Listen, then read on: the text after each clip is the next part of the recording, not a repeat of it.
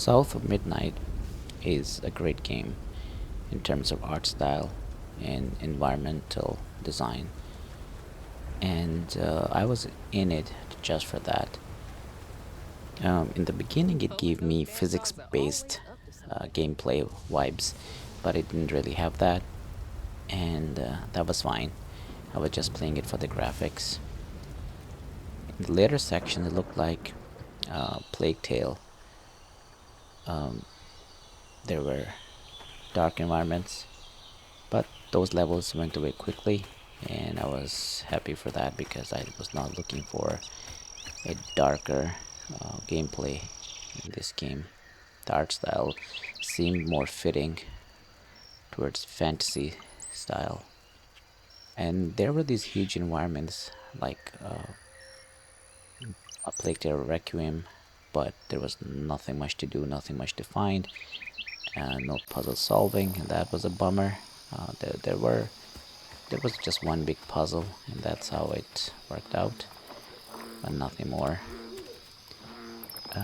And then it had many nice sun sections where there was a persistent sun in the background, sun was setting, and there it looked like Red Dead Redemption 2 and Call of Juarez Gunslinger, and I loved that, and the music was great too. And later, in different sections, it had different houses that one could explore. There was nothing much to do reading, except for reading a few notes, and I wish that. I mean, it just gave me vibes. I don't really mean that I wish that it was like that, but it gave me Edith Finch in Vanishing of Ethan Carter vibes. And actually, this game could be anything. In those sections, the gameplay style could switch, and we could do a little bit of puzzle, a story hunting, but that did not happen either. But it gave me all those vibes. So in that way, this game is unique that it gave me so many different vibes, and overall, my mind was engaged all the time. I was having too much fun. Could not put it down. Finished it in 2 days. This main house is so beautiful. The full garden, interior, front garden, backyard, and this was right next to a river. It was amazing. Uh, Here, I spent a lot of time just going around here, but I wish there was more to do once I was inside the house. Then there were these forest areas that gave me Last of Us vibes, and that was great as well.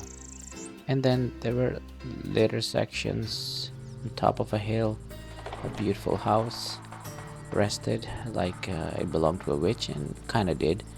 So there were stories of missing children, a witch, so it felt like an entirely different game, a town full of mystery, people are missing, that kind of vibe. And yeah, it just kept giving me vibes over vibes, and it was dopamine hit over dopamine hit for artistic mind like mine.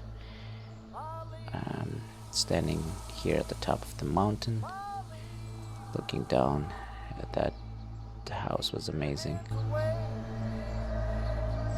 Then when we encountered the witch, that level gave me exactly the DLC vibe in Rise of the Tomb Raider. There was some witch, wiki whale witch, something like that. So it gave me that vibe. Amazing, huge sections, but once again, not much to do, but just basic platforming and some puzzles. That was welcome. It did something. It's not like it was terrible. Main thing, what I'm talking about, is that how many vibes this game managed to give me, which does not often happen.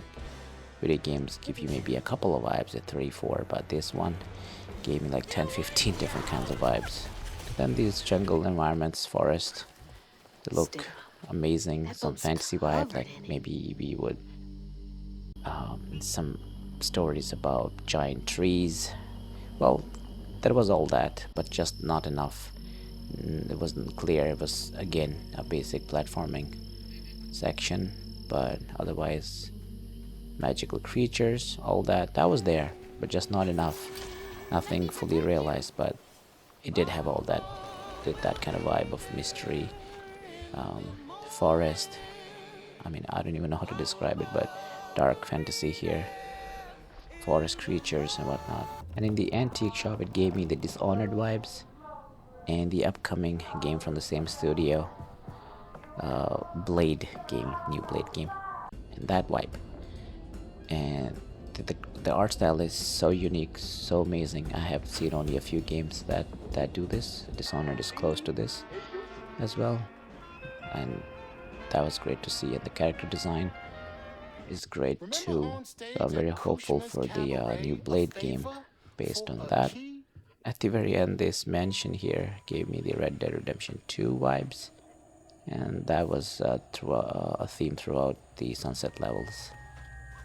And that was it. This game is full of vibes, and check it out, it's amazing. And that's how a new Weaver came to be in Prospero. Well, well. Not bad at all, Hazel Flood. I appreciate it. I gotta get going. Instead, I meet Ma and Laurent for dinner. See y'all later.